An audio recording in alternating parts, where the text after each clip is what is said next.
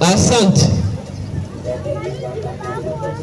Nikianza kwa kufungua mkutano huu, nitamwalika mwalimu wa Kiislamu pia aweze kuja, na ili kwamba tuweze kuanza mada ya jioni ya leo. Mada tunayojadili iko na kichwa chake kinahusiana na kifo cha Yesu msalabani. Kwa hivyo utawasikiliza walimu pande zote mbili, nawe ndio utakaye kuwa ni hakimu. Utaweza kusikiliza, utaona mahali ambapo kweli inasimama, na uamuzi utaweza kuufanya wewe mwenyewe. Kwa hivyo wacha tuweze kuomba ili tuweze kuanza mkutano jioni ya leo. Naomba mzee mtumishi uweze kuzima music.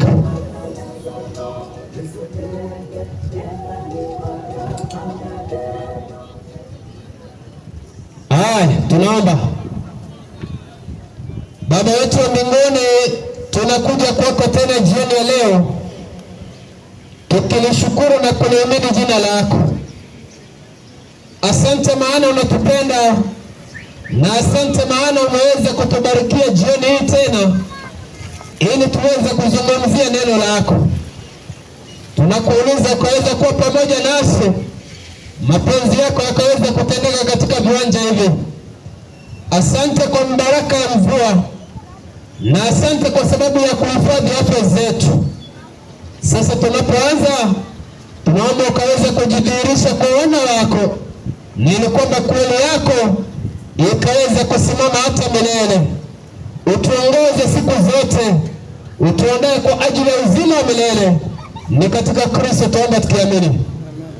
Amen. Na hivyo basi nitaweza kumkaribisha mwalimu wa Kiislamu, maana ndiye atakaye kuja aweze kupiga dua, na akiisha kupiga dua ataweza kuwa anaanza kusimamisha mada, maana wao ndio watakaoanza mada. Natumai itaweza kuchukua dakika 15. Mada itachukua dakika 15 pande zote mbili. Baada ya kumaliza dakika 15, walimu wataweza kurudi dakika 10.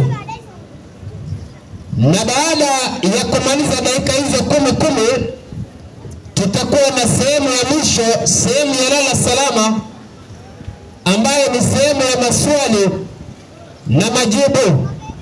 Kwa hivyo basi, mwalimu wa Kiislamu, njoo chukua maiki ili kwamba ukaweza kuzitumia dakika zako 15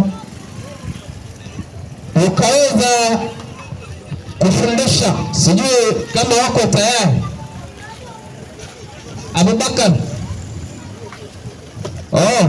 Asante. Ustadh, karibu. Na pia ukinijulisha jina haitakuwa mbaya. Asante, karibu sana Ustadh.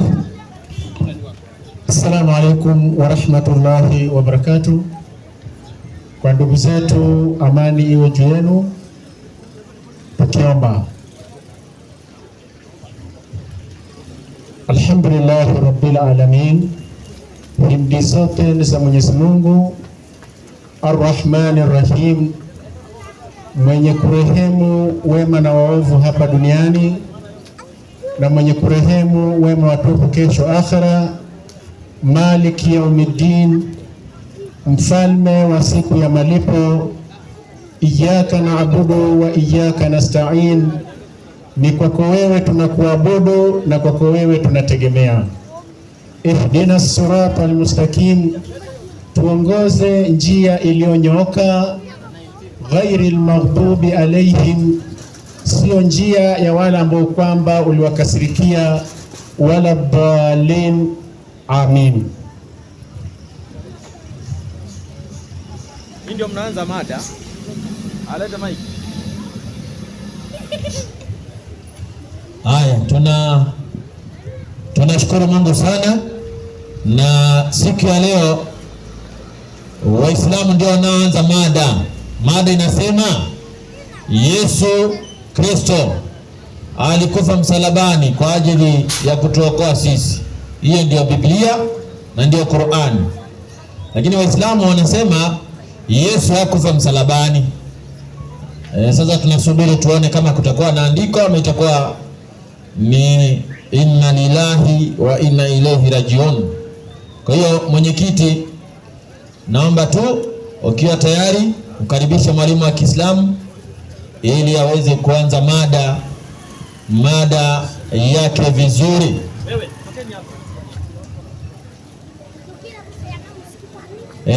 Dakika ni 15 kwa sababu naona walimu bado anajipanga pale. Kwa hiyo mimi nitakaribisha mwalimu wa Kiislamu kwa dakika zake 15 na kuwekea muda kabisa. Hapa naweka stopwatch, yani hamna cha kuimba wala nini. Dakika 15, mwalimu ukiwa tayari, mimi nabonyeza hapa kidude alafu tuweze kufuatilia. Kwa hiyo walimu wa Kiislamu tunawasubiri, tunataka kusikia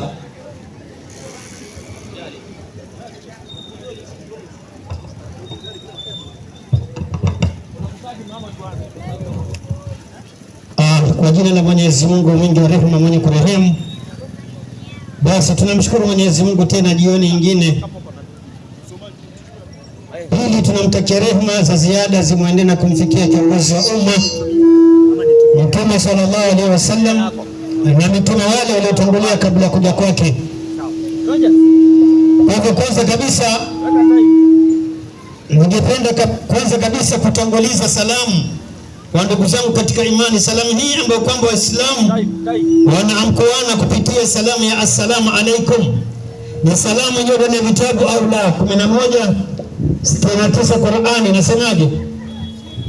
11:69 kitabu kitukufu cha Qur'an. Bismillahirrahmanirrahim. Sura ni ya 11 aya 69 inasemaje? Aya 69 inasema Bismillahirrahmanirrahim. Ndio inasema na wajumbe wetu 11:69 hapo na wajumbe wetu malaika ndio kwa sura za kibinadamu ndio walimwendea Ibrahimu kwa bishara, ndio yani habari njema kuwa atazaa na kuchukuu ndio na mengine na wakasemaje? Salamu alaikum, maana yake amani yenu. Kumbe assalamu alaikum ni salamu iliyotumika katika lugha ya Kiarabu. Kwa tafsiri yake ni amani ya Mungu iwe pamoja nani. Na yule wa pili anayemkuliwa ama kusalimiwa anasema wa alaikumus salam, salamu ya Bwana asifiwe, bibi alaumiwe. Haipo katika maandiko. Kwa hivyo kwanza kabisa leo ndugu zetu wamechagua ama tulichagua somo kuhusu kifo cha Yesu msalabani. Jana huyu mwana wa Mungu alikuwa, yani Yesu alikuwa ni mwana wa Mungu, lakini leo amekuwa yeye Yesu anauawa kwa ajili ya watu. Yani Mungu ameshindwa ni jinsi gani anaweza kuokoa wanadamu kutokana na dhambi, bali aweze kumuua mwanae wa pekee kwa ajili ya dhambi za watu. Je, haiwezekani kabisa. Mwenyezi Mungu anasema kwenye Qur'ani sura 4:157 anasema baada billahi minash shaitani rajim wa qawlihim inna qatalna masihu Isa bin Maryam rasulullah wa ma qataluhu wa ma salabuhu. Qur'ani 4:157 inasemaje? Bismillahirrahmanirrahim. Ndio, na kwa ajili ya kusema kwao sisi ndio tumemuua Masihi Isa mwana wa Maryam, ndio mtume wa Mwenyezi Mungu. Unaweza kurudisha kama kuna mvua. Inasema na kwa ajili ya kusema kwao sisi tumemuua Masihi Isa mwana wa Maryam, mtume wa Mungu. Kuna baadhi ya watu ambao kwamba hao walikuwa tumtishia Mtume Muhammad alipokuwa akitangaza ujumbe wa Mungu mmoja. Watu mwambie tutakuua kama tulivyomuua ndugu yako Yesu na tutakusulubu juu ya msalaba.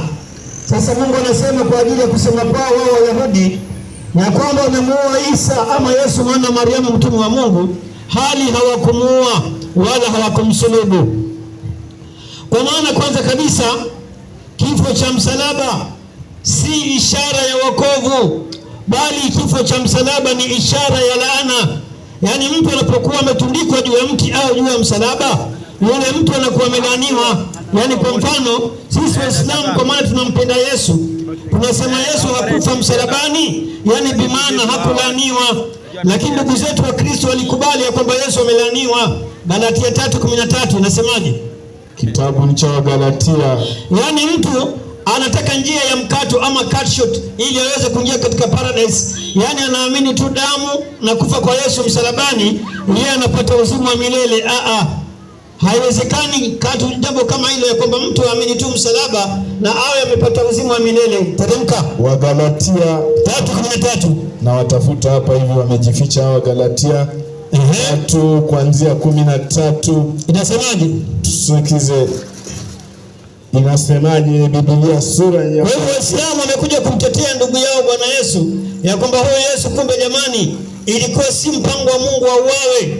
Tutaangalia ulikuwa ni mpango wa nani. Teremka Wagalatia 3 kuanzia 13. Kwa hiyo leo ndugu zetu wa Kristo unasikia wakisema wanampenda Yesu, Yesu ni mwokozi wa maisha yao, lakini wanataka Yesu afe msalabani ili wao wapate uzima wa milele katika njia ambayo kwamba haistahili. Umepata? Bado Kristo alitukomboa katika laana ya Torati. Kwanza kabisa kitabu kinasema Kristo alitukomboa katika laana ya Torati, kwa kuwa ama kwa maana alifanywa laana kwa ajili yetu.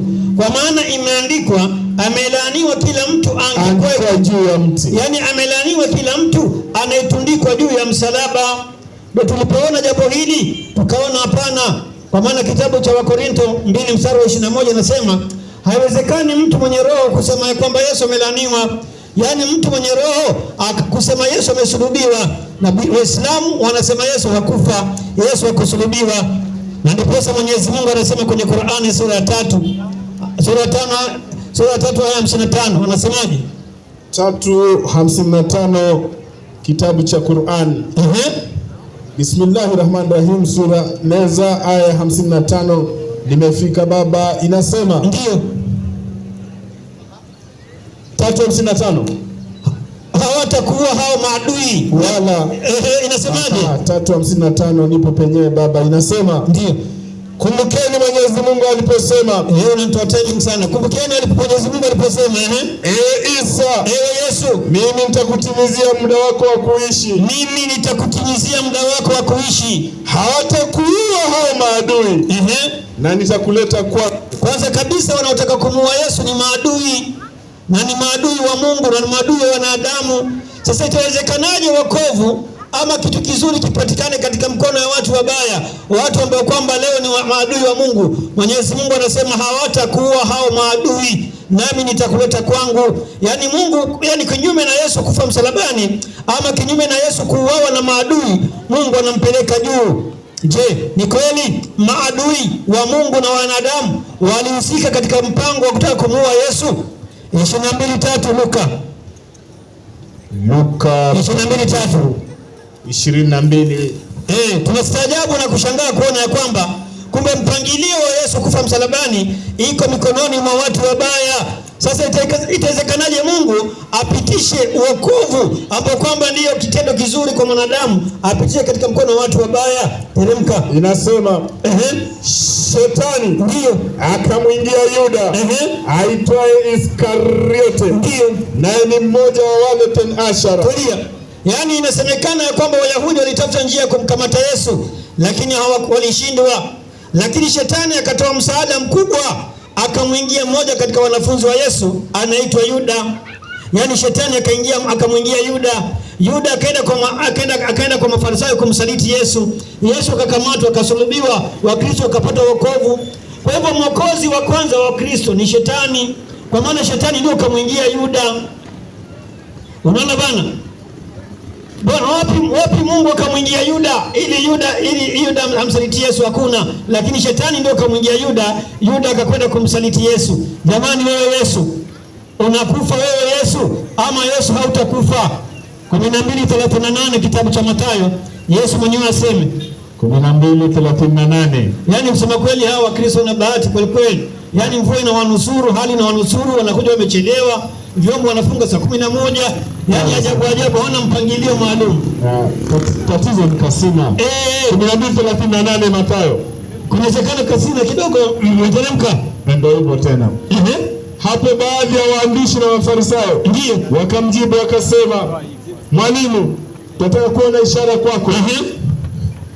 Mwalimu, tunataka kuona ishara kwako.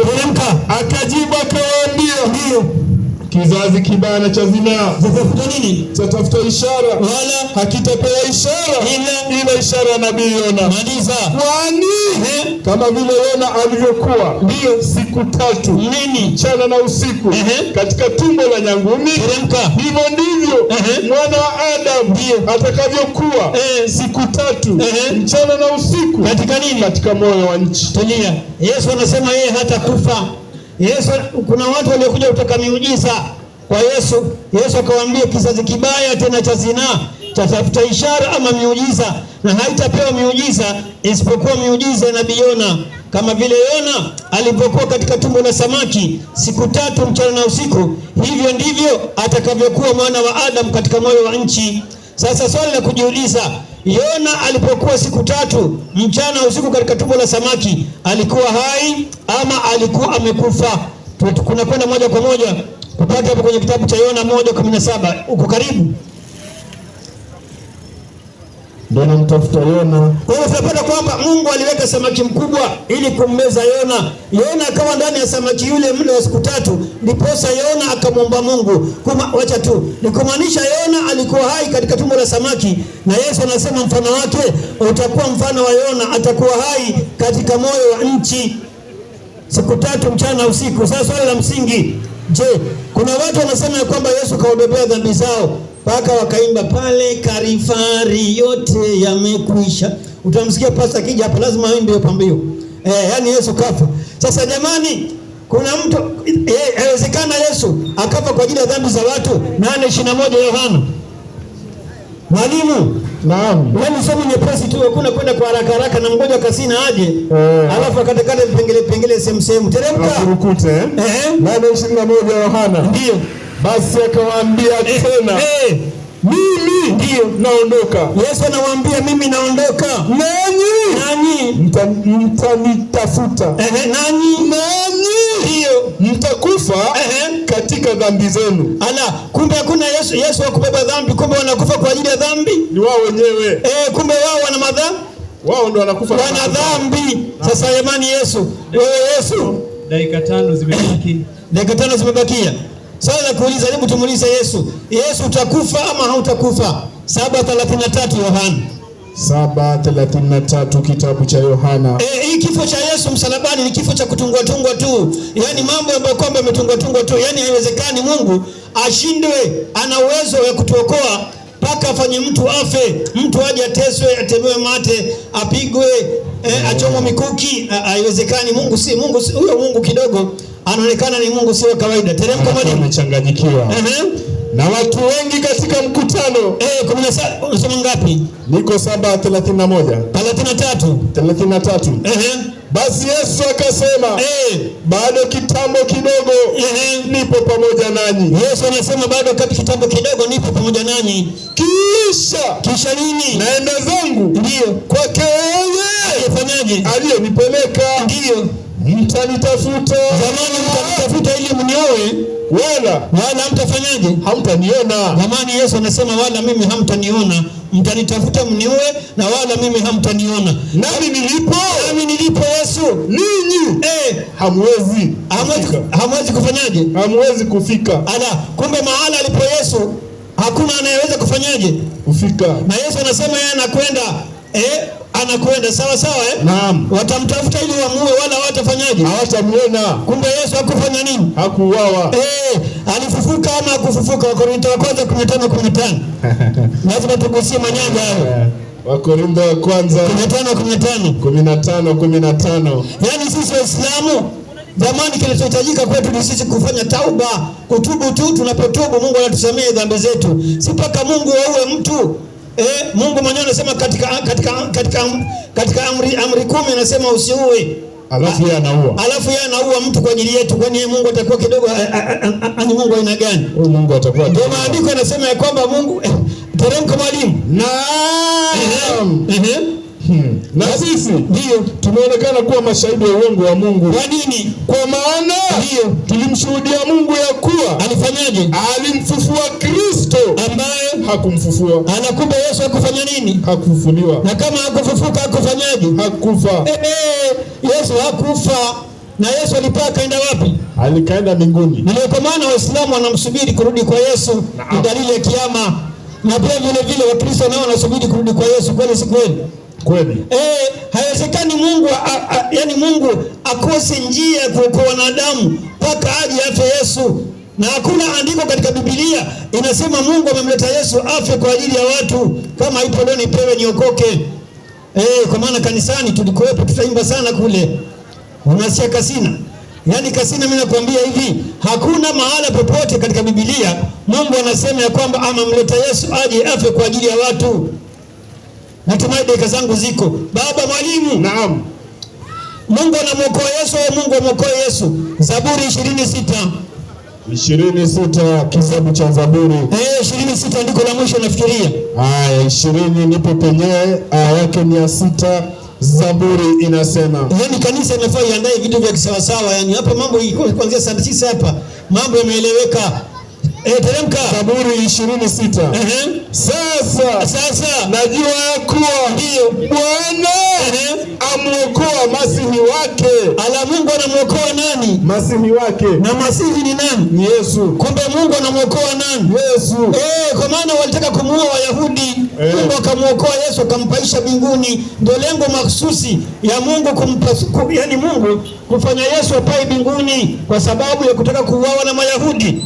Lakini Mungu akaona hao Wayahudi hawataniweza, waacha nimchukue Yesu mbinguni. Ndio Mungu akamchukua Yesu akampeleka wapi? Mbinguni. Dakika ngapi? Anasema dakika moja. Hii inatosha kutoa andiko lingine. Sasa mwalimu. Naam. Kumbe Yesu hakufa. Ndio. Unaona bwana Naam. Na ikiwa Yesu hakufa, maandiko yameelezea kwamba Yesu hakufa. Naam. Na tutaeleza katika dakika 10 zitakazokuja, tuelezea mpango wa kutaka kuua Yesu msalabani ulikuwa. Tumetoa kwanza adui wa kwanza wa Mungu nani? Shetani. Na Wakristo wanasema shetani ni adui wa Mungu. Kweli si kweli? Kweli. Lakini huyo shetani kawapa Wakristo nini? Wokovu. Sasa msiba, mimi nashangaa. Yaani Mungu yani shetani anawarahisishia nyinyi kupata wokovu, na kila siku mnamlani huyo shetani. Jamani, baba. Naam. Andiko liko wazi, nafikiri kutokana na muda singependa kurefusha zaidi. Naona Bwana Kasina ana hamu na kipaza sauti hii, anaona hapo gazi mezama hapa kabisa. Asalamu alaykum wa rahmatullahi wa barakatuh. Wa alaykum salaam wa rahmatullahi wa barakatuh. Haya, tunashukuru kwa sababu ya kutumia muda vizuri, na tunaalika mwalimu mwingine wa Kikristo.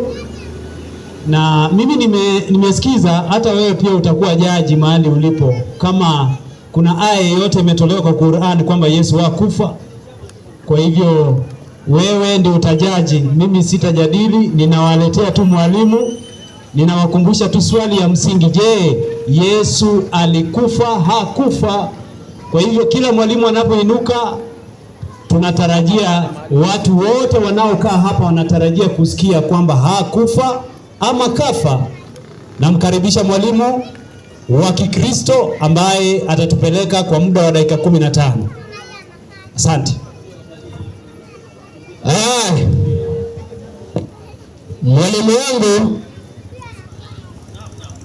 yani mimi nimemsikiliza mwalimu wa Kiislamu kwa dakika 15. Naam.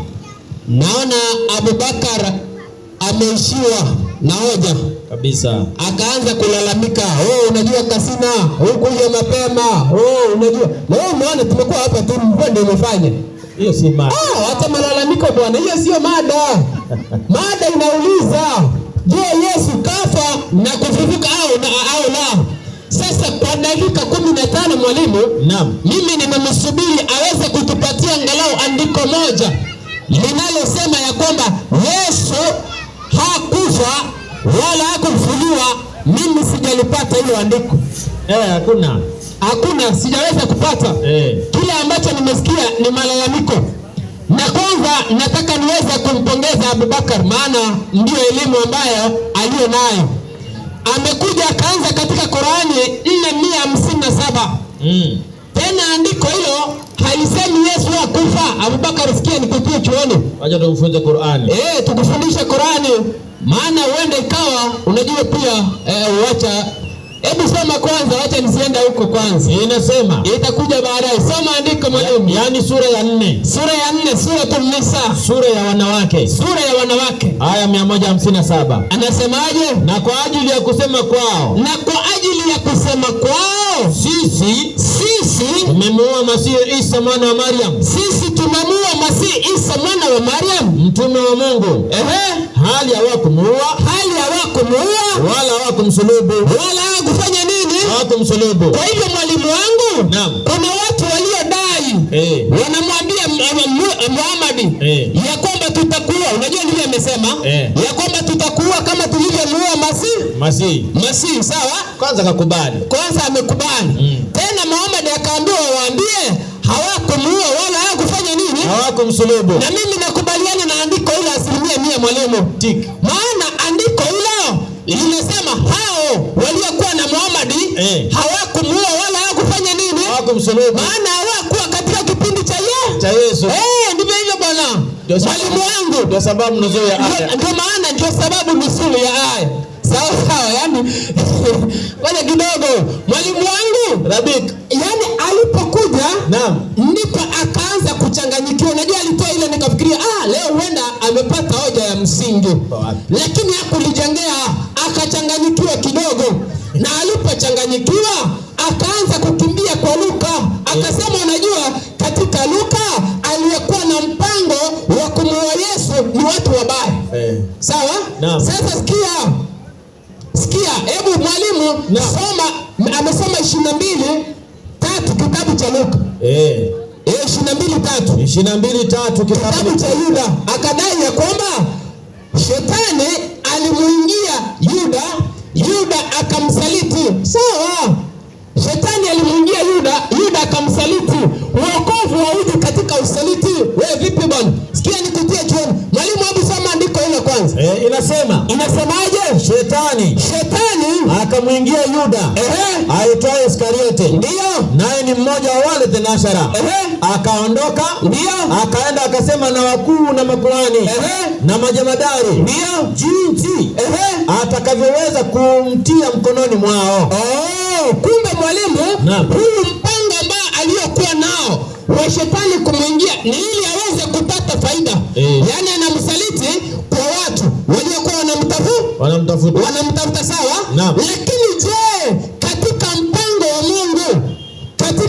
wa Mungu, sikia Abubakar vizuri, katika mpango wa Mungu aliyokuwa nao tangia zamani ulikuwa ni mpango wa namna gani? Sikia hii mwalimu wangu. 24:44 Luka hiyo. Unajua alijua hapo kuna point. Hakuenda huko. Hawezi fika huko. Soma andiko. Inasema 44 inasemaje? Kisha Yesu akawaambia, hayo ndiyo maneno yangu niliyowaambia. Nilipokuwa ningali pamoja nanyi. Ya kwamba ni lazima. Sikia Abubakar, usiangalie kule barabarani. Inasemaje? Ni lazima. Yatimizwe yote niliyoandikiwa mimi katika Torati. Kwa hivyo habari za kifo cha Yesu mwalimu, habari zake ziko katika Taurati ya nani? Ya Musa. Tupe habari. Na katika manabii. Na Zaburi. Ndipo akawafunulia akili zao ili wapate kuelewa maandiko. Kumbe ili uweze kuelewa maandiko mwalimu, lazima ufunuliwe. Kwa hivyo leo tunataka tuweze kuangalia habari hizi za kifo cha Yesu imefunuliwa namna gani? Hapo. Tena mwalimu wangu, kabla sijaingia naomba kwanza 19:15 Kumbukumbu la Torati. Naona Mawembe tena ni mwanafunzi mzuri. Yeye amechukua simu ananakili. Naona anasaidika sana. Aweze kupata raha. Soma andiko. Inasemaje? Shahidi mmoja asimulikie mtu awaye yote. Kumshuhudia kwa uovu wowote. Wala kwa dhambi yoyote. Katika makosa yoyote. Jambo. Na lidhibitishwe kwa vinywa vya mashahidi wawili. Wawili au watatu. Wawili au watatu. Kwa hiyo mwalimu wangu, naam, tangu alipopanda hapo, shahidi ambaye ametumia kudai ya kwamba Yesu hakufa, ni mashahidi wangapi? Mashahidi wangapi? Mmoja. Naomba alete wa pili. Pamoja wa mani? Huyo mmoja ni Mawembe. Huyo mmoja ni Mawembe. Maana ndiye amekuja hapa akamremea, akawa anaweka maneno, si maandiko. Hamna andiko ambalo ametoa linalosema Yesu hakufa. Sasa mwalimu wangu, naam, maana tumesikia mashahidi wawili au watatu. Mimi naomba nianze shahidi wa kwanza. Sawa? Naam. Shahidi wa kwanza. Shahidi wa kwanza. Naam. Biblia inasema hivi, Yesu anasema maneno yake yameandikwa katika Taurati ya Musa. Je, Musa alipoandika aliandika kuhusiana na Yesu akaandikaje? Tupe habari. Mwalimu wangu, kimbia katika Hesabu. 21. Mstari wake ni wa 8. Nilifika. Tupe habari baba. Inasema Bwana akamwambia Musa. Ufanyie nyoka ya shaba. Ukaiweke juu ya mti. Ukafanya nini? Ukaiweke juu ya mti. Ukaiweka juu ya mti. Na itakuwa kila mtu aliyeumwa aitazamapo ataishi. Eti atafanya nini? Ataishi. Kumbe kuna mfano mwalimu. Naam. Kuna unabii unatolewa katika Taurati ya Musa. Sawa? Naam. Musa akaambiwa atengeneze nyoka ya shaba, aitundike juu ya mti ili yeyote atakayeumwa aitazamapo atafanya nini? Ataishi. Unabii ulimuhusu nani? Hapo. Yohana 3 mwalimu. Yohana 3:14. Hebu teremka tupero. Inasemaje? Na kama vile Musa alivyomuinua yule nyoka jangwani. Vivyo hivyo. Eti nini? Vivyo hivyo. Maliza. Mwana wa Adamu hana budi kuinuliwa. Kumbe kama vile Musa alikuwa ametabiri, Mwana wa Adamu naye hana budi kufanywaje? Kuinuliwa. Yaani mwalimu wangu, naam, ile ni andiko limekauka kabisa. Linadhibitisha kama ilivyokuwa kwa Musa, imetimia kwa Yesu wapi? Msalabani. Sawa? Aje apinge. Teremka mwalimu wangu. Ili kila mtu aaminie. Awe na uzima wa milele. Unisikie muda wangu kidogo. Awe na uzima wa milele. Ili yeyote aaminie awe na nini? Uzima wa milele. Katika yeye. Katika nani? Katika yeye. Kumbe Yesu kama alivyotabiriwa na Musa mwalimu, naam, akaja kutimiza unabii huu. Wewe ni nabii wangapi? Tunaingia nabii wa pili. Nabii wa pili. Naam. Aliyetabiri kifo cha Yesu mwalimu. Na aliweza kutabiri namna gani? Ndio. Kimbia katika Zaburi. Alisema habari zake zimeandikwa katika Zaburi. Hata hao Waislamu hawa wanadai ya kwamba wanaamini katika kitabu cha nini? Cha Zaburi. Aliyeteremshiwa nabii yupi? Daudi. Je, Daudi alipopewa habari ilikuwa ni namna gani? Umefika baba? Niko hapa. 22. Hebu anzia 1. Inasemaje? Ila leo watakataa Zaburi. Labda leo wakatae. Inasemaje? Mungu wangu. Mbona umeniacha? Eti mbona umefanya nini? Mbona umeniacha? Mwalimu wangu. Naam. Hakuna mahala popote ambapo katika maandiko hata katika historia Daudi aliweza kuachwa na Mungu akayanena hayo maneno. Ilikuwa ni unabii aliyokuwa anamtabiri. Sawa? Kabisa. Aliyekuwa anatabiriwa na kukusudiwa ni nani? Mwalimu wangu, nipo. Mathayo. Unajua sijaanza kumfuata kule ambako amepotea. Kwanza nifundishe watu waweze kuelewa mwalimu. Ndio muhimu. Ndio muhimu. Hebu teremka Mathayo 27. Ukifika 39 dakika 5 zimebaki. Zinatosha kumsaidia Mawembe aweze kuondoka msikitini. Inasemaje? 45 ndio hiyo. Basi tangu saa 6. Tangu saa 6 alikuwa anaagiza juu ya nchi yote. Ndio. Hata saa 9. Na kama saa 9 Yesu. Eti nani? Yesu. Akapaza sauti yake kwa nguvu akasemaje? Eloi Eloi lama sabakitani. Eloi Eloi lama sabakitani. Yani Mungu wangu, mbona umeniacha? Kumbe maneno ya Daudi yakatimia kwa nani? Yesu Kristo. Maana ilikuwa ni unabii. Tena ukaja ukatimia. Hali inadhibitisha mwalimu, kifo cha Yesu ni hakika kabisa. Kwa sababu gani? Mwalimu wangu. Kwa sababu gani? Amosi 3 mstari wake ni wa 7. Nipe andiko ile msemaji ili tuweze kuteremka vizuri. Amosi 3:7 inasemaje? Hakika Bwana Mungu hatafanya jambo lolote. Sikia Abubakari, hakika Bwana Mungu hatafanya jambo lolote bila kuwafunulia watumishi wake. Manabii. Eti nani? Manabii. Nini? Siri yake. Sasa mwalimu wangu, Waislamu wamefunuliwa manabii takriban 124,000. Sawa? Kati yao kuna manabii 25 wanaowajua kwa majina. Sawa? Mimi naomba hivi, walimu wa Kiislamu, kati ya manabii hao wote, je, isipokuwa Muhammad, ni nabii mwingine yupi ambaye alikubali na kufundisha kwamba Yesu hakufa? Hata mimi nasubiri hiyo. Ilitolewa andiko leo. Nisilimu leo niite Abu Jahali. Basi mimi nami niko kwenye usanjari huo.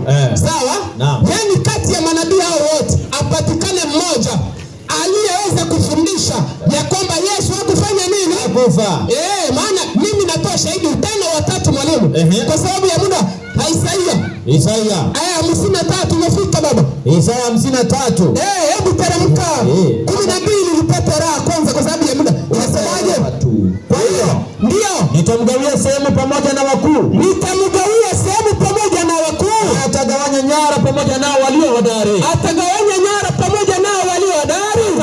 Kwa sababu alimwaga nafsi yake hata kufa. Akahesabiwa pamoja na hao wakosao. Kumbe akahesabiwa pamoja nao wafanyao nini? Walakini alichukua dhambi za watu wengi. Hata Abubakar ikiwemo. Ndio. Na kuombea wakosao. Wafanyao nini? Sawa, kama Mawembe. Sawa? Mwalimu wangu, je, unabii huo ulitimia kwa nani? Hapo. Yohana 19 mwalimu. Naam. Teremka baba. 19. Kuanzia 18. Inasemaje? Wakamsulubisha huko. Na wengine wawili pamoja naye. Mmoja huku. Na mmoja huku. Na Yesu katikati. Akasulubiwa katikati. Na unabii ulisema atahesabiwa pamoja nao wafanyao nini? Wakosao. Sasa naomba hivi Abubakar akija. Sawa? Aje aniambie hawa ambao waliokuwa wakosao. Ambao kulikuwa na mtu alisulubiwa katikati. Huyu aliyekuwa katikati yao ni nani? Unadhani atakuja tena?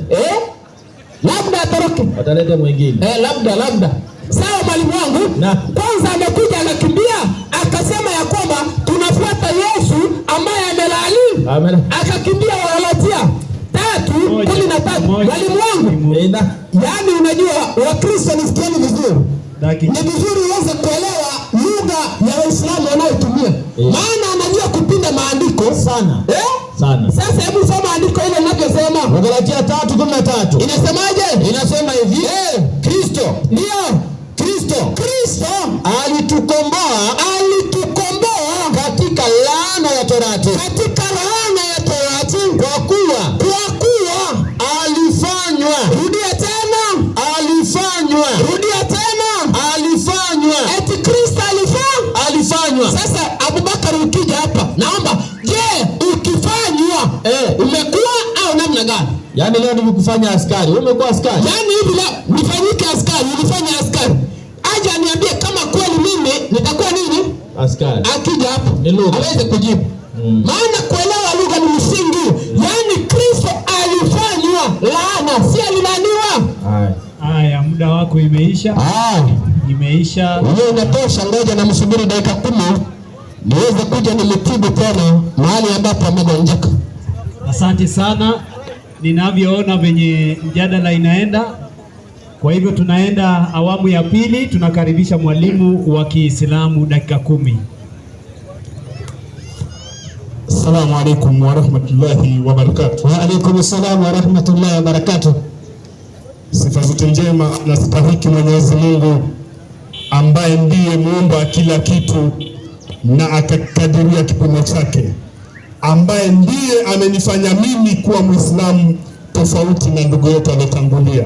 Maana tayari wenye akili timamu ataelewa kwamba huyu mgonjwa alikuwa anahitaji itishwe ambulance apelekwe tayari wote. Maana yeye alivyokuja mimi nimemsikiza nikapata alikuwa analalamika. Ustadh Abubakar, punguza dozi. Punguza dozi, unawapa tabu. Sasa amelalamika mpaka pale sasa pumzi kuhema imekuwa mtihani. Anataka kukimbia.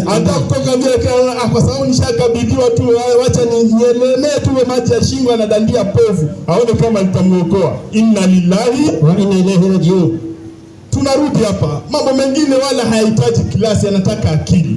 Swali, kwa nini Yesu afe?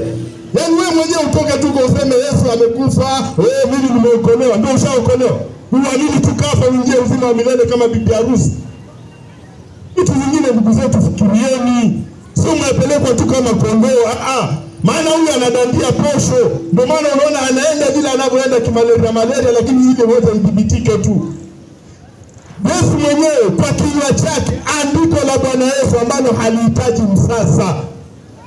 Kulikuwa na kasoro hapo, lakini ndio hivyo. Kwanza ilikuwa kubwa kidogo, imerekebishwa. 8:21 kitabu cha Yohana. Waje wapinge ile andiko. Inasema kitabu cha Yohana 8 mstari wake ni 21. Safi. Wale wanaosoma haya maandiko. Naam. Basi akawaambia tena. Yesu akawaambia tena, bi maana anatilia mkazo. Ni jambo analikokoteza liweze kuingia kwa vichwa vyao. Aliwaambia vipi? Mimi naondoka, sio ninashurutishwa wala nasulubiwa. Mimi naondoka, nanyi mtanitafuta. Nanyi mtakufa katika dhambi yenu wenyewe. Tulia. Yesu anaambia nanyi mtakufa katika dhambi zenu wenyewe. Swali la akili, kama Yesu kafa kwa ajili ya dhambi zenu, ni zipi hizo ambazo anasema mtakufa katika dhambi zenu wenyewe? Kafa kwa ajili ya dhambi zenu, zipi hizo anazoambia mtakufa katika dhambi zenu nyinyi wenyewe?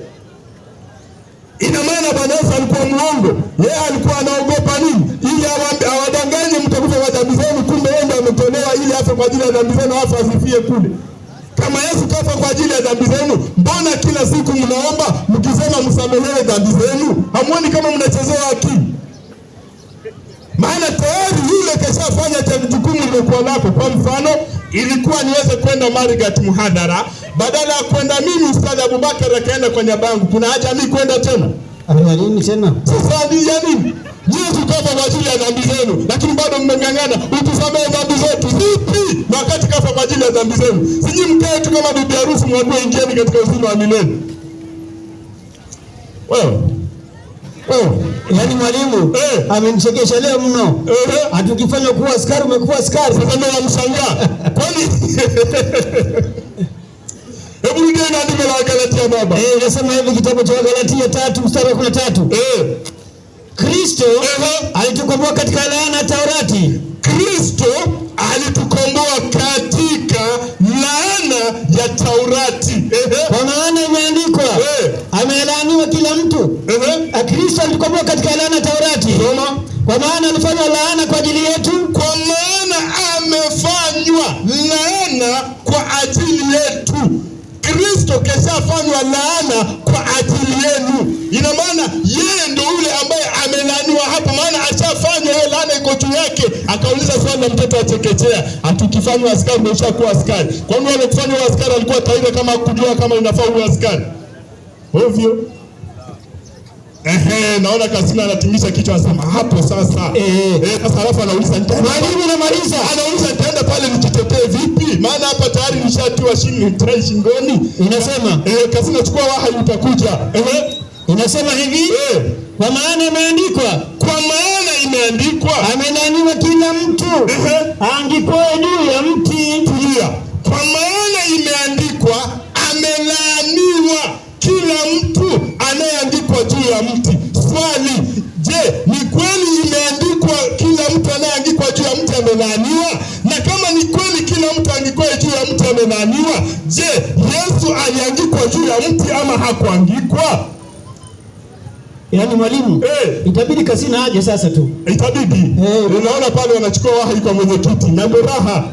Sasa akija hapa anajua ataserelea vipi. Dakika 5 zimebaki. Hizo nyingi hata ingekuwa moja ilikuwa inatosha tu kuwafanya. Kasina anamwambia punguza 2. Nasema hata ingekuwa dakika moja imetosha kuwafanya watumie akili, wasiende kibubuza tu, bali akili zao ziweze kufanya kazi. Maana hata Biblia inasema tumieni akili jinsi ipasavyo. Sio tunaenda tu eti kwa sababu wale walikuwa Marigat au Kabarnet walisema ya kwamba Yesu amesulubiwa na sisi tunafuata. Akili yako je, kweli hapa ni kweli au si kweli? Ndio maana mwalimu alitangulia kutoa andiko na ile andiko halikupingwa. Ila anatamani atakayekuja aweze kulipinga. 15 baba. Inasema Wakorintho wa kwanza 15:15. Naam. Na sisi tumeonekana kwa mashahidi uongo wa Mungu. Kuna watu wameonekana wanamshuhudia Mungu uongo. Wao ni mashahidi wa Mungu lakini ushuhuda wao ni wa uongo. Ushuhuda upi? Inasema hivi, naam, na sisi tumeonekana kwa mashahidi wa uongo wa Mungu. Safi. Kwa maana tumemshuhudia Mungu ya kuwa alimfufua Kristo. Kwa maana wao ndio wanaomshuhudia. Wao na mashahidi wao wakakusanyika wakawa 20, 10, 15 wanamshuhudia Mungu ya kwamba alimfufua Kristo ambaye hakufufuliwa. Jamani, Kiswahili rahisi tu. Hawa watu wanamtihani. Mungu anamshuhudia Mungu alimfufua Kristo na hakumfufua. Ina maana kama hakufufuliwa hakufanya nini? Hakufa baba. Alafu unasikia mtu bado hapa na akili zake anasema, "Toeni andiko hakukufa. Futeni hilo." Kwani sisi ndio tumeandika? Nyinyi wenyewe kujeni mfute. Sisi wala hatuna kazi kwenu. Hatuna shida na nyinyi. Nyinyi mtakapoileta tunaenda hivyo. Andiko la Qur'ani akaja akasema anatufundisha. Alafu mwalimu, nilimshangaa sana huyu bwana.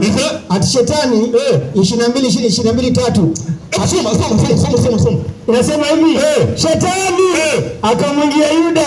Shetani akamwingia Yuda. Hebu sikizeni jamani nyinyi wa Kristo. Hivi jamani, mbona mnataka vitu vingine jamani? Ndio. Sasa zingine nafaa wakija waambieni bwana, hatutaenda hivyo. Shetani akamwingia Yuda. Ili inasema hivi, niko pale mwalimu 22:3. 22:3 Luka anarudia tena ili waweze kusikia wenyeji wa Marigat. Soma.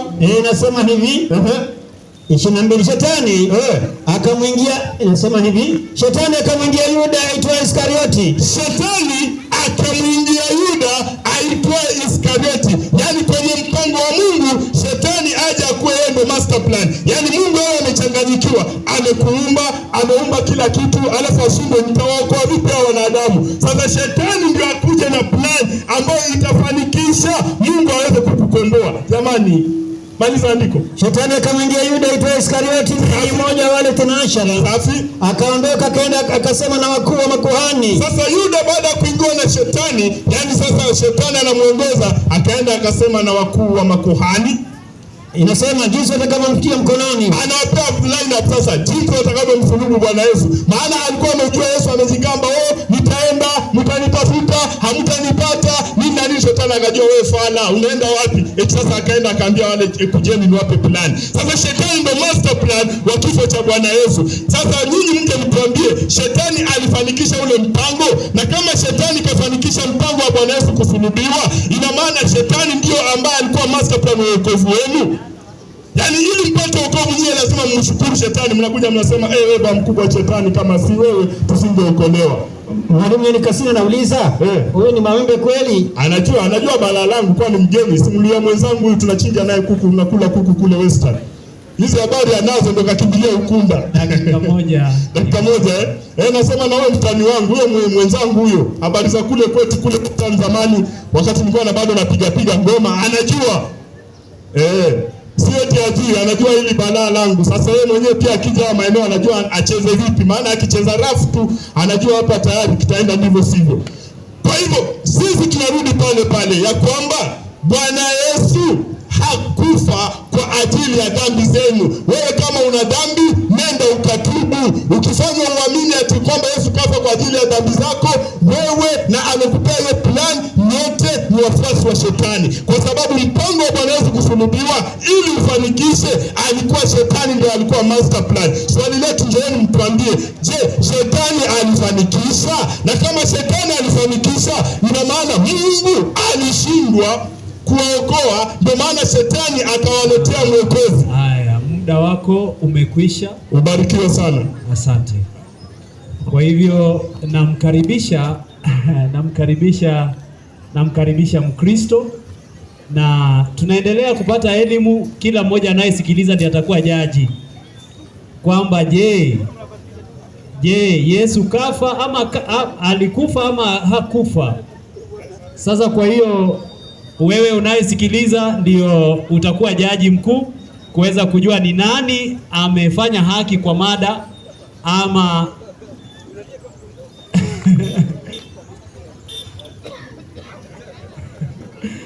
haya. Nafikiri mnaona kwamba tunaelekea vizuri. Namkaribisha Mwalimu Kasina aweze kuleta mada hii na aweze kurekebisha kama kuna mahitaji ya kurekebisha ili kwamba tuweze kwenda vizuri. Dakika 10, mwalimu. Asante sana mwenyekiti. Nashukuru. Wakristo, Bwana Yesu asifiwe. Tusalimiane Wakristo jameni. Bwana Yesu asifiwe.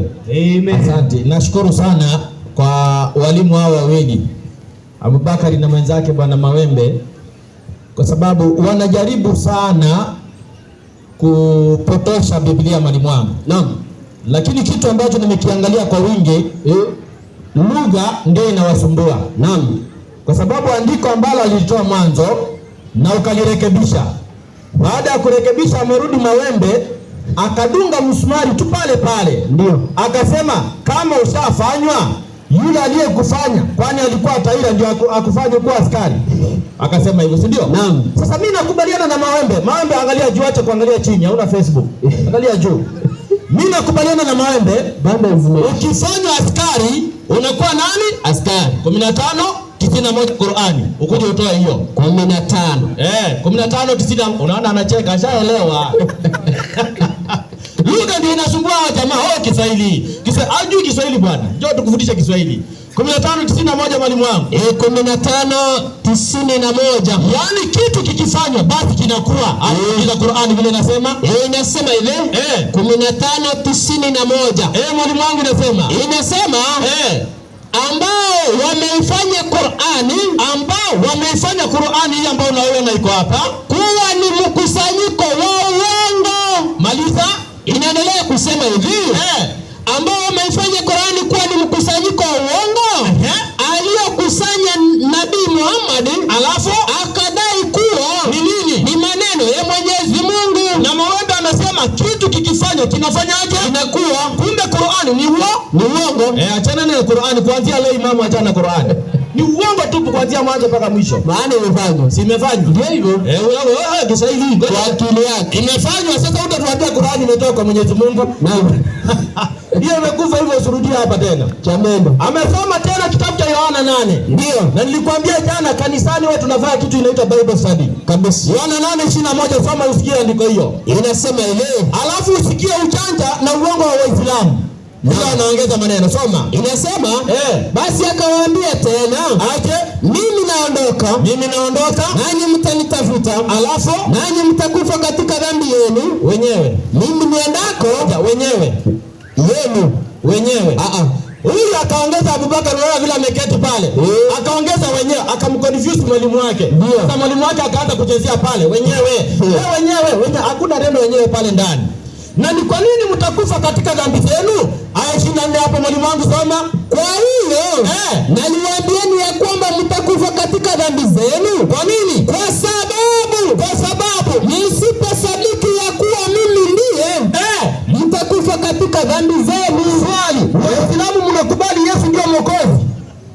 hiyo sasa. Mnakubali? Unaona watu wanainama chini. Hawakubali. Kwa hivyo kama hawakubali, ili andiko linawahusu wao.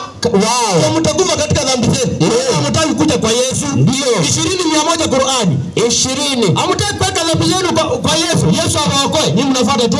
Nitaenda na dhambi zangu. Sijui hakuna. Weka twika Yesu msalaba. Naam. Yesu akuokoe.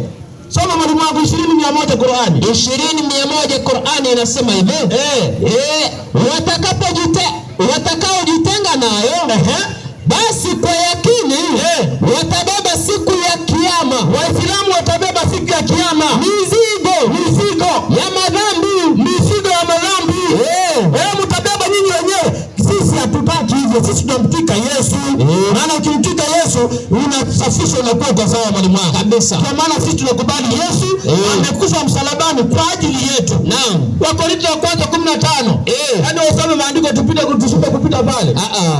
Wewe ushasikia Qur'ani study msikitini? Hakuna, si kwenda Allahu Akbar.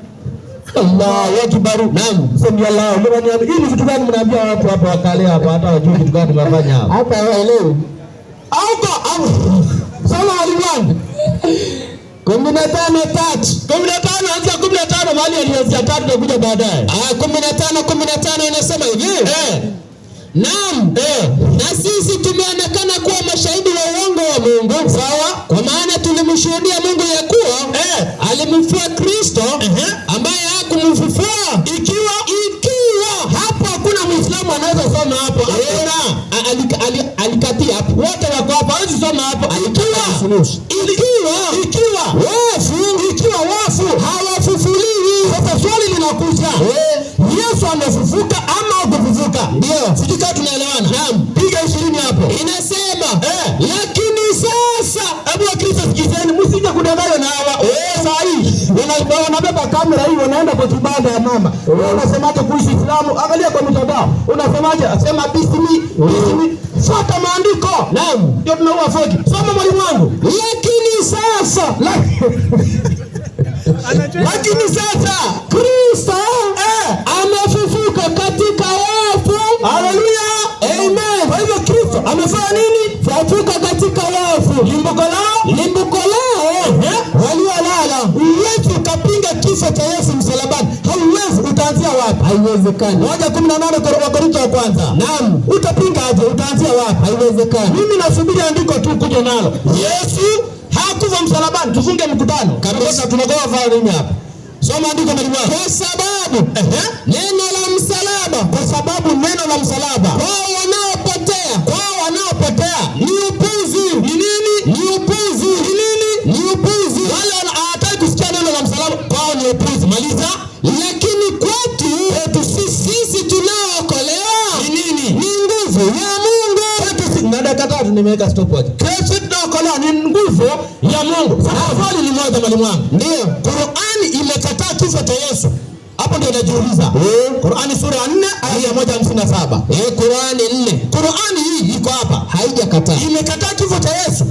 Muislamu ndio unajua kwa mada zote tutakazokuwa nazo hapa. Naam. Waislamu ndio wanakataa. Lakini vitabu vinakubali kabisa kwa maandiko. Na kwa ajili ya kusema kwao, sisi tumemuua Masihi Isa mwana wa Maryam. Na umefundisha vizuri sababu nzuri ya hiyo aya. Endelea mwalimu wangu. Mtume wa Mungu. Hali hawakumuua wala hawakumsulubu. Wakristo sikizeni point kwa Qur'ani. Bali walibabaishiwa mtu mwingine. Wakafanya nini? Wakamdhani Nabii Isa. Ndipo sasa raha duniani. Soma. Inaendelea kusema. Na kwa hakika Wakristo na Waislamu sikizeni Qur'ani, sio Biblia. Na kwa hakika wale walioitilafiana katika hiyo, soma vizuri.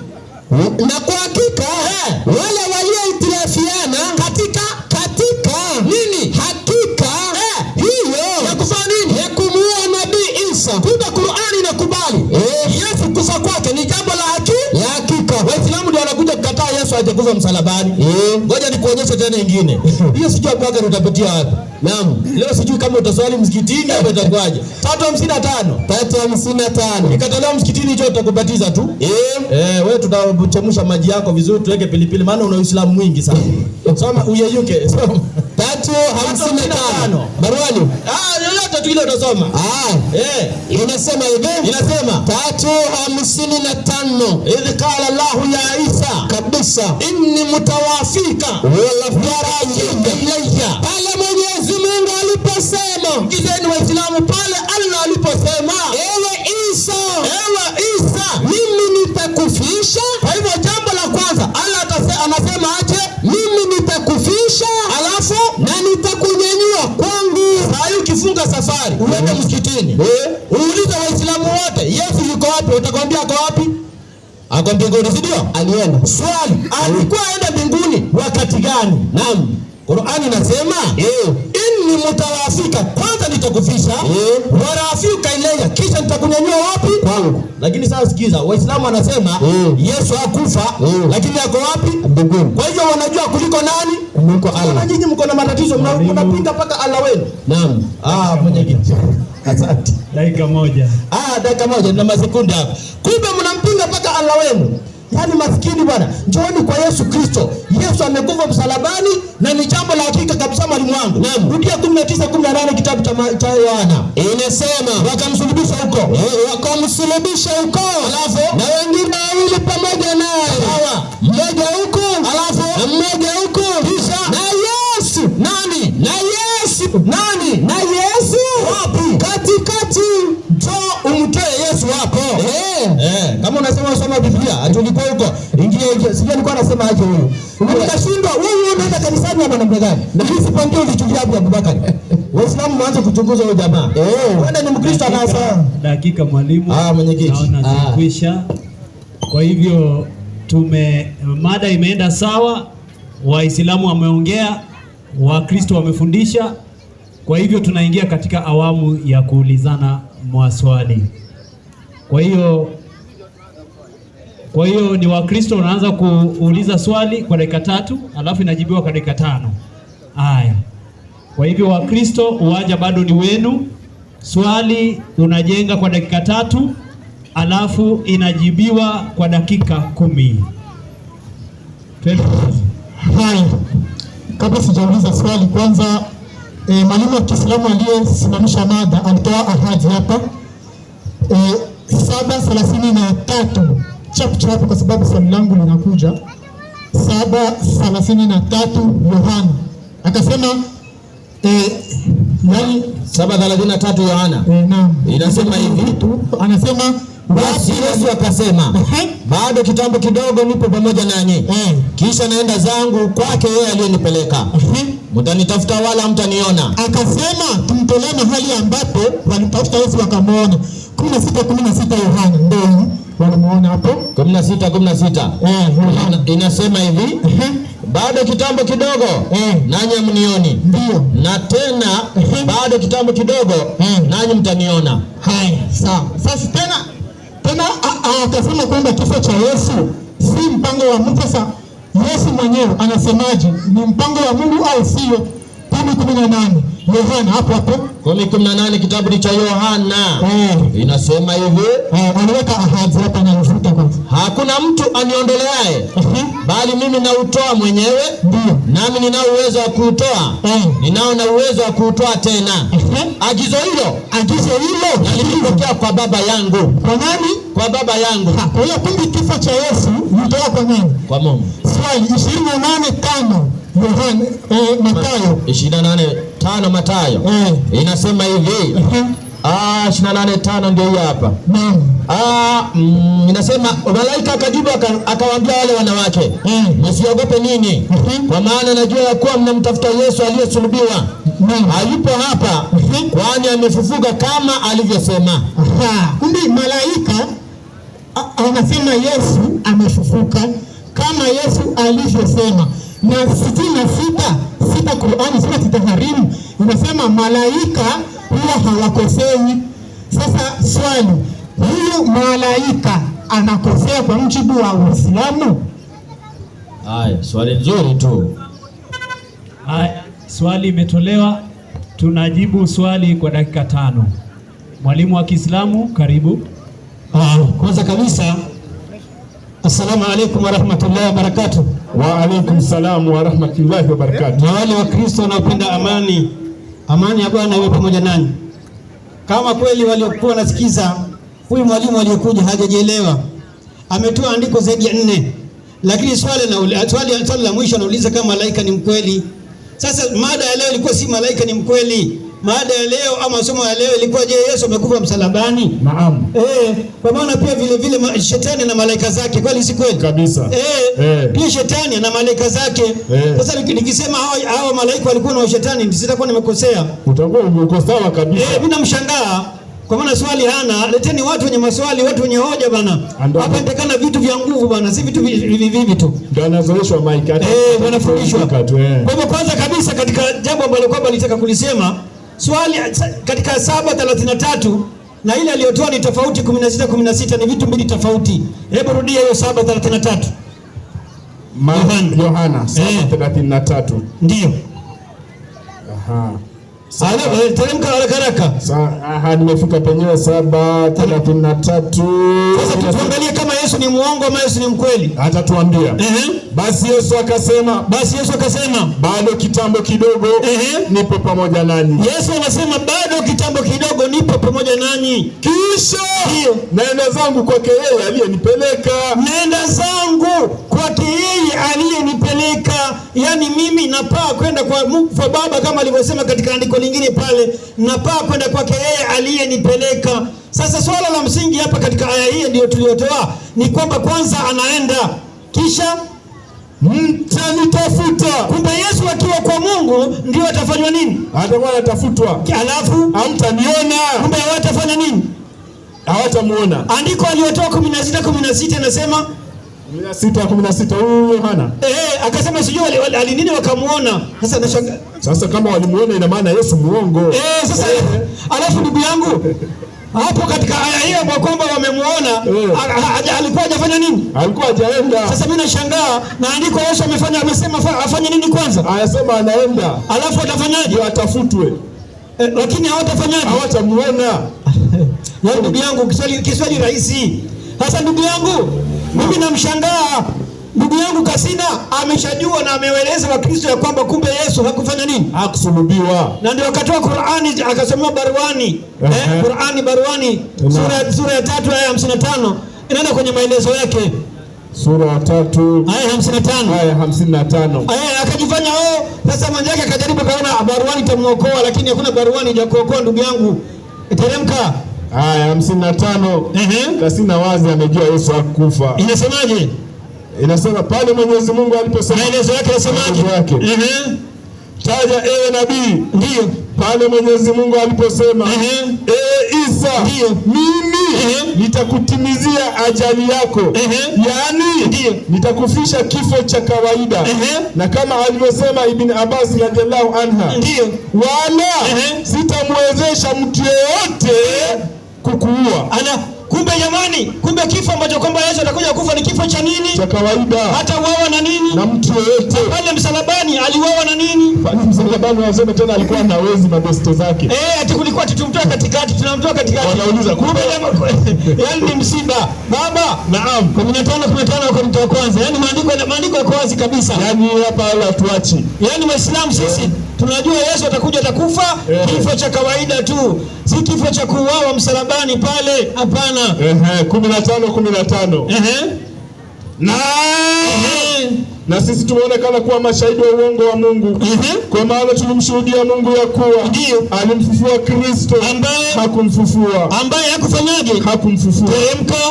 Ikiwa wafu hawafufuliwi. Kristo naye? Maana kama wafu hawafufuliwi, Kristo naye hakufanya nini? Hakufufuka. Sasa Kasina niambie babu ya babu yake kama alifufuka. Ili tuambie babu ya babu yake amefufuka.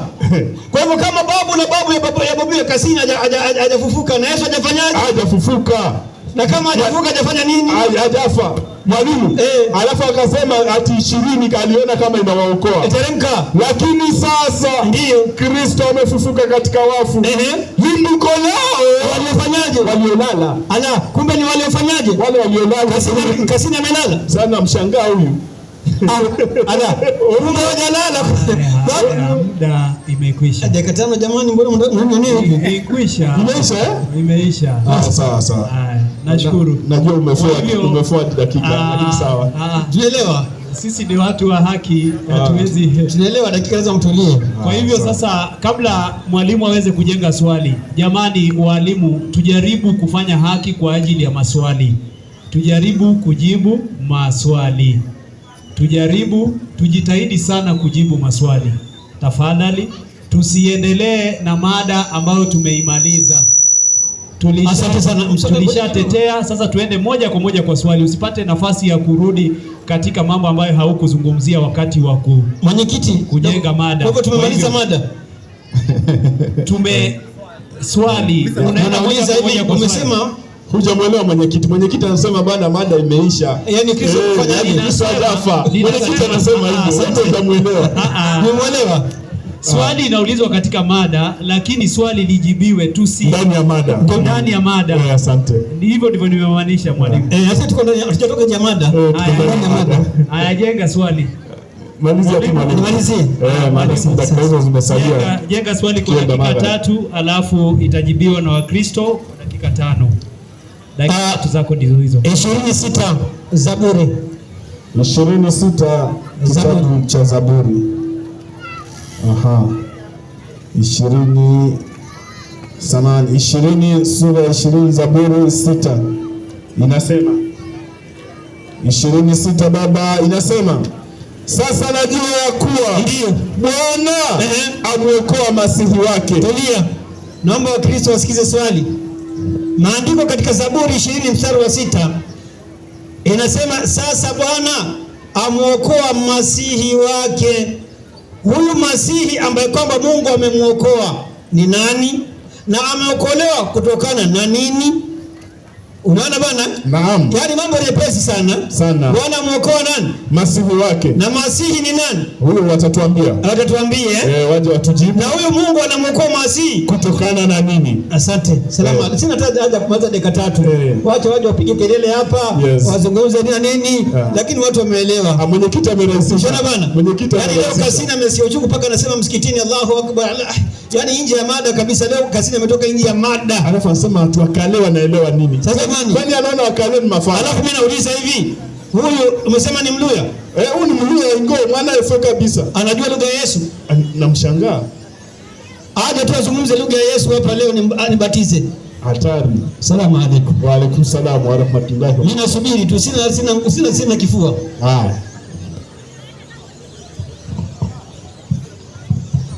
Hapo lazima washauriane hapo. Haya. Nafikiri walimu wa Kristo wameelewa swali. Kwa hivyo swali limejengwa katika kitabu cha Zaburi 20 aya 6 ambayo inasema masihi aliokolewa na nini? Na masihi huyo ni nani? Kwa hiyo mwalimu, mna dakika 5 za kuweza kujibu hilo swali. Alafu pia walimu wajitahidi kuweza kuchagua pia mada ya kesho, ili kwamba tunapoondoka hapa kesho ni Sabato, kumbe unaelewa. Ubarikiwe kwa hiyo. Kwa hiyo mwalimu, nakupatia dakika zako 5 kuweza kujibu swali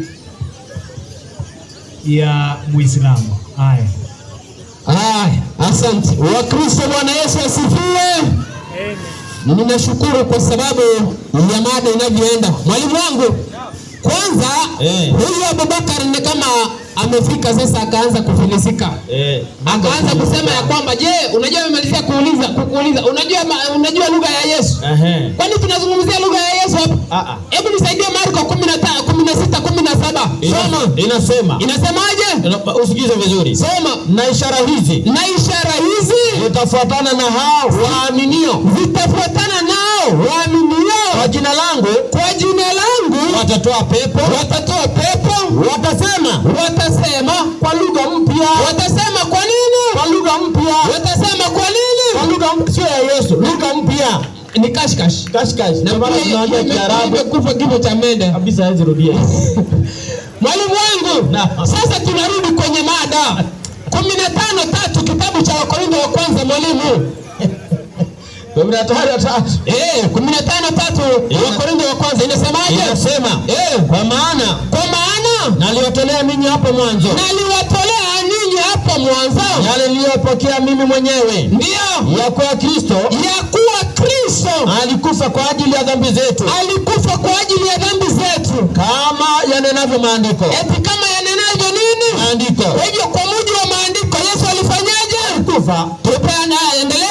Na ya kuwa alizikwa, ya kuwa yeye alizikwa, na ya kuwa alifufuka siku ya tatu, na ya kuwa alifufuka siku ya tatu, kama yanenavyo maandiko. Kama yanenavyo nini? Maandiko. Kwa hivyo kwa mujibu wa maandiko mwalimu, naam, kwa andiko ile ni kama hata mada imeishi. Maana kwa dakika zote mimi sijapata andiko hata moja, naam, linalosema ya kwamba Yesu hakufa wala hakufufuka. Sawa? Lakini sasa maana ameelewa mada, akaanza, unajua sasa, akaja akauliza hivi ya kwamba Mungu amuokoa masihi wake.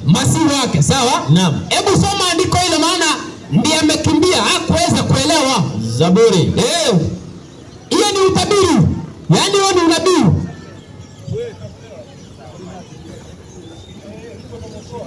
Zaburi ndio inasema 26. Ndio hiyo. Na sasa najua kwamba ameokoa masihi wake, atamjibu toka mbinguni zake ndio takatifu, kwa matendo makuu ya wokovu. Kwa matendo makuu ya nini? Ya wokovu. Ya mkono wake wa kuume. Mwalimu wangu. Naam. Kumbe huo ulikuwa ni utabiri. Ndio. Niliwaambia na nilimfundisha huyu Abubakar. Kidogo naona nikana kwamba haelewi. Bwana, Biblia isomi na kanzu. Biblia huwezi kusoma na kofia kichwani ukaelewa. Biblia lazima uombe ili kwamba Mungu akupe mwongozo uelewe. Roho Mtakatifu akutawale. Mwalimu wangu. Naam. Isaia 49:6. Hebu nipe habari. Isaia. Anaelewa pole. Ndio hivyo. Isaia 49:6 mwalimu. 49:6. Inasemaje? Inasema hivi. Ndio. Nimefika, inasema hivi. Naam, asema hivi. Neno ndogo sana. Ni neno ndogo sana. Wewe kuwa mtumishi wangu. Ili kuzinua kabila za Yakobo. Kuwarejesha watu wa Israeli waliohifadhiwa. Zaidi ya hayo. Nitakutoa uwe nuru ya mataifa. Upate kuwa wokovu wangu. Upate kuwa wokovu wangu. Hata miisho ya dunia. Kumbe Mungu alimtoa masihi wake awe mwokozi hata miisho ya nini? Ya dunia. Alipofanyika hivi mwalimu, kazi aliyoifanya alikuja kufanya namna gani? Waebrania 2:14. Waebrania 2. Unajua amekuja hapa akadai eti lazima uweze kumshukuru shetani. Unajua lazima ushukuru shetani alihusika kwa wokovu wako. Hebu soma andiko hilo. Basi kwa kuwa watoto wameshiriki damu kwa mwili na mwili. Kwa sababu watoto wameshiriki damu na mwili, yeye naye vivyo hivyo alishiriki yale hayo. Kristo naye vivyo hivyo alishiriki hayo. Ili kwa njia ya mauti. Amharibu yeye. Aliyekuwa na nguvu za mauti. Yani. Eti nani? Yani. Ibilisi. Kumbe Ibilisi ndiye alikuwa na nguvu za mauti. Yesu akaja aweze kumshinda. Alipokuja mwalimu. Alipokuja imesha. Haya. Nafikiri sawa. Sasa tumefika mwisho wa fundisho la leo. Ningependa kupongeza walimu sana kwa sababu ya kujitahidi kuweza kujibu maswali na kuchukua muda. Leo kidogo tumehitilafiwa na mvua kidogo, ndio maana tumekuja kuchelewa. Kwa hiyo walimu wametumia muda vizuri na elimu imeenda. Sasa wewe msikilizaji ndio unaamua mahali ulipo. Kama ni Waislamu wamejibu sawasawa, wewe ndio jaji. Kama ni Wakristo wamejibu vyema, pia wewe ndio utahukumu. Kwa hivyo tunahitaji kutangaza mada ambayo nimearifiwa kwamba ni walimu wa Kikristo ndio wataichagua mada ya leo, kwa sababu Waislamu ndio walichagua mada ya jana. Kwa hiyo mimi nangojea tu nitangaze mada, alafu baada ya hapo tuweze kufunga kwa dua. Yeah.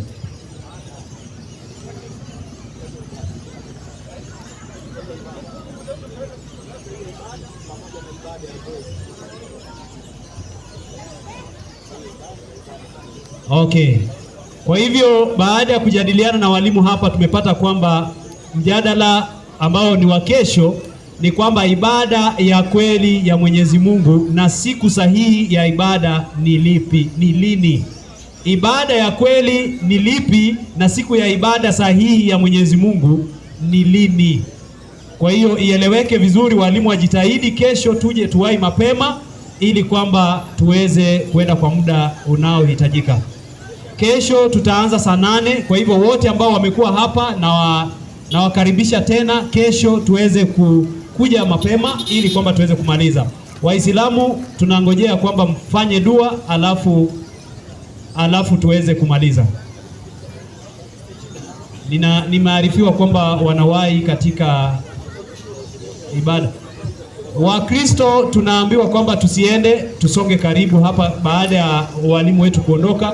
Kuna swali, kuna jambo ambalo tutataka kuzungumza na nyinyi. Haya, wacha tumkaribishe mwalimu aweze kutupeleka katika dua. Alhamdulillahi rabbil alamin. Hamdi zote za Mwenyezi Mungu Subhanahu wa Ta'ala. Arrahmanir Rahim, mwingi wa rehema, mwenye kurehemu wema na waovu hapa duniani. Iyyaka na'budu wa iyyaka nasta'in. Kwako wewe tunakuabudu na kwako wewe tunataka msaada. Ihdina siratal mustaqim, tuongoze njia iliyonyoka, tuongoze katika njia wala ambao kwamba uliwakasirikia, wala dhalin wala uliowapoteza. Wa hadha, assalamu alaykum wa rahmatullahi wa barakatuh. Haya, nashukuru sana kwa sababu ya kuweza kuja. Mungu awabariki sana, na kesho tujitahidi. Tumekwisha tangaza mada ya kesho, kwa hivyo Mungu awajalie kwamba kesho tuwai mapema saa 8 ili kuweza kumaliza. Naomba tukimaliza msubiri kidogo tuombe. Ninaomba. Baba na Mungu wetu uliyezifanya mbingu na nchi na bahari na vyote vilivyomo, tunatukuza jina lako kwa sababu ya nafasi hii ambayo umetujalia katika afya na uzima, ili kwamba tuweze kujadili mambo ya msingi ya dini. Mungu, tunashukuru kwa sababu ya walimu wote ambao umewajalia afya na uzima, ili kwamba tukajadili sawasawa na mapenzi yako.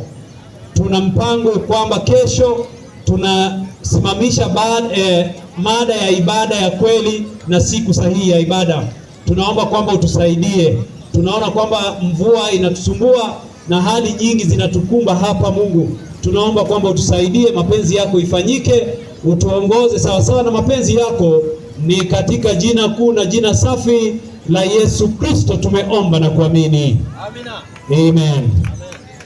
Wakristo ambao wako karibu, msiondoke kidogo hapa tuweze kusema pamoja nanyi. Mwalimu.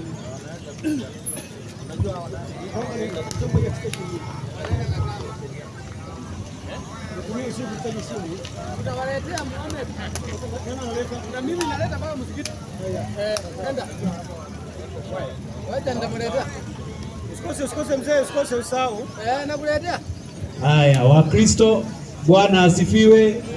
Haya, kama tuko pamoja tusonge hapa karibu tuweze kupata nafasi ya kusemezana. Wakristo, Bwana Yesu asifiwe sana. Tunashukuru Mungu sana kwa sababu ya utulivu ambao tuko nao katika jina la Yesu. Unajua Yesu aliposema katika maandiko, akasema akiwaambia wanafunzi wake, enendeni ulimwenguni mote mkahubiri Injili kwa mataifa yote. Lakini kuna jambo ambalo Yesu alisema, aaminie na kubatizwa atafanya nini? Ataokoka. Sasa swali ambalo tunajiuliza, ambaye atakataa kuamini atafanya aje? Tunaona hapo ndio kuna kazi. Kwa hiyo kama Wakristo vile tuko hapa, tuko na kazi ya kuhakikisha kwamba ulimwengu wote umempokea Yesu Kristo. Hatuna kazi nyingine kama Wakristo ambao tunastahili kuwa nayo. Muda wa kukaa makanisani, muda wa kukaa kule tukifanya mambo yetu, hiyo muda unaisha. Tuko na kazi ya kuhakikisha jina la Yesu linatangazwa kila mahali. Unaona watumishi hao wamejitolea kutangaza jina la Yesu, kutangaza habari njema za ufalme. Wewe ukiwa pale mahali popote ambapo unakuwa, kumbuka kuombea mkutano huu ili Mungu ajitukuze. Unajua kwa muda mwingi Wakristo wameonekana ni kana kwamba hawana, ni kama hawajielewi. Sijui kama unanipata. Maana mtu anakuja na maandiko mawili alafu ana confuse tu hivi, alafu unasikia mtu ameacha Ukristo, ameingia tena, unaona tena amevaa tena ameingia kwa imani nyingine, mpaka unashangaa huyu kwani Biblia haisomi? Lakini nataka niwahakikisheni, hakuna imani duniani ambao Mungu ameishikilia vizuri na kuwapatia hazina ya elimu ya mbinguni kuliko imani ya Yesu Kristo. Hakuna. Hiyo tafuta popote kule. Mungu ametujalia nafasi kubwa. Kwa hivyo tunapokaa katika sehemu hii, tukumbuke kuombea mkutano huu ili Mungu afanye nini? Ajitukuze. Ni ombi langu kwamba tutangaze jina la Yesu Kristo ili watu wote wajue jina la Yesu Kristo linaokoa. Watu wote hata wa mji huu wapate kujua jina la Yesu Kristo linaponya. Wewe umesikia jina lingine linaponya? Hakuna. Jina la Muhammad aliponya? Hakuna. Jina la Muhammad ukitaja mahali kuna mapepo, hawezi kimbia, kwanza anakaa na kuangalia. Lakini jina la Yesu likitajwa, mapepo yanafanya nini? Tusikue na wasiwasi. Biblia inasema katika kitabu cha Petro kwamba tumtukuze Mungu katika jina hilo. Jina gani? Jina la Yesu Kristo, na jina hilo la kuitwa Mkristo. Unajua imefika kipindi ambacho ukisikia mtu anakuwa wewe Mkristo, unaanza kuwa na wasiwasi. Mimi natajwa.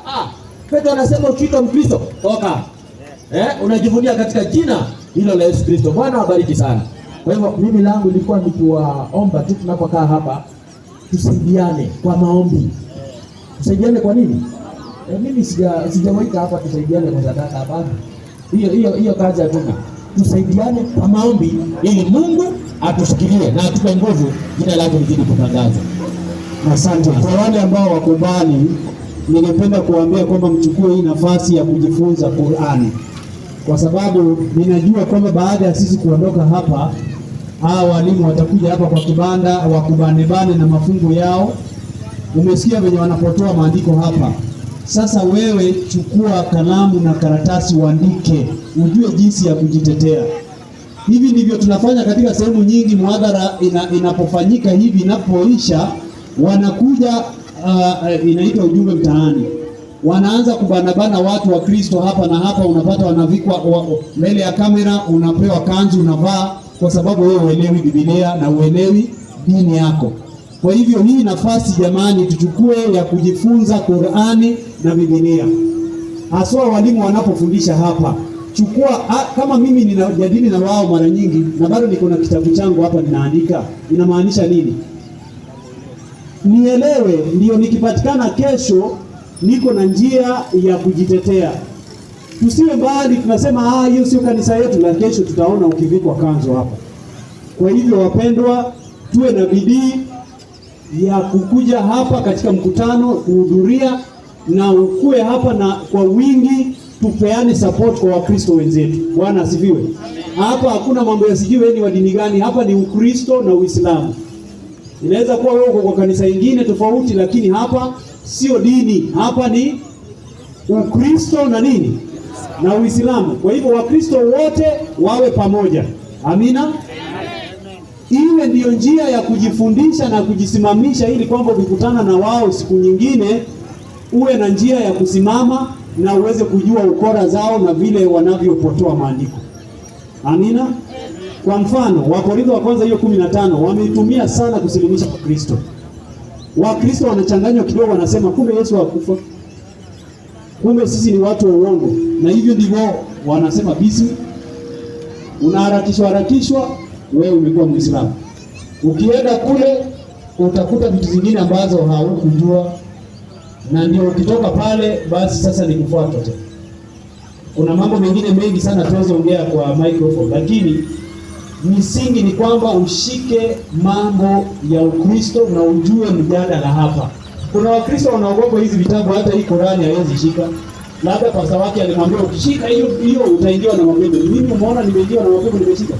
Na hao walimu ambao wanafundisha wameingiwa na mapepo. Kwa hivyo tutoe dhana zingine potovu ya kwamba ukishika hii ni kitabu tu, karatasi na wino.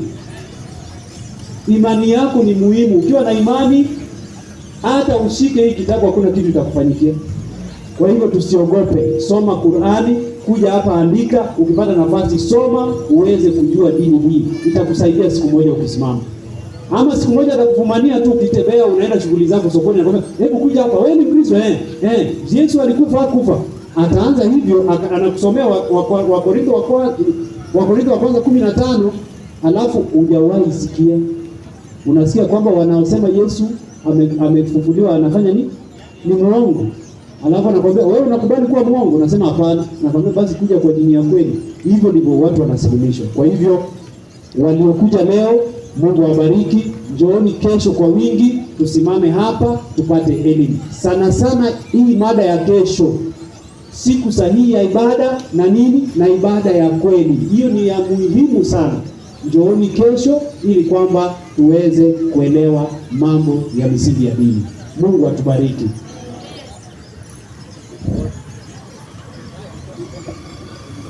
Tungeomba alafu tunapotawanyika tungeomba sala ya mwisho tunapomaliza.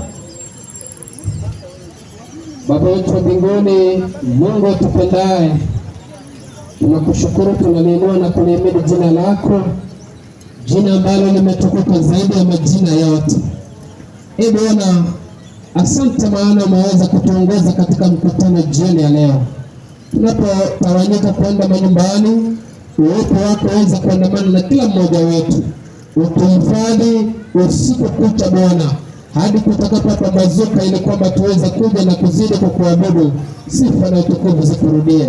Bariki msikilizaji, umuongoze Bwana, ujivunie kwake, ili kwamba unapowaandaa wana wako kwa ajili ya ufalme wako, kila mmoja ambaye amesikia sauti hii Bwana aweze kuwemo mle. Uwe pamoja nasi, tuongoze leo tena milele.